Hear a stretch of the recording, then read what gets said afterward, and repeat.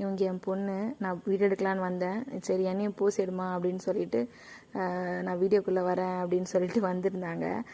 அதான் சும்மா ஒரு போஸ் நிற்கிறாங்க. என்னென்னா இங்கே நாங்கள் கரும்பு நட்டுருக்கோன்னு சொல்லியிருந்தோம் இல்லையா.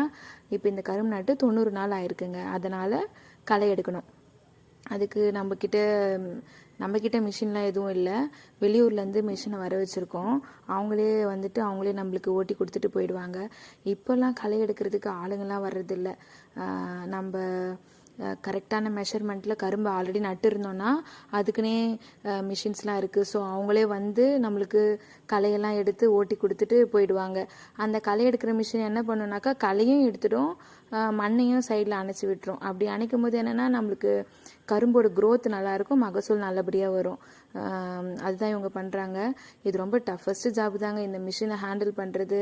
அதை தூக்கி வேறு ஒரு லைனில் போடுறது. ஒரு லைனுக்குமே இதை ஓட்டிகிட்டு போனோம் இல்லையா, அதை தூக்கி வேறு லைனில் போடுறதுன்றது ரொம்ப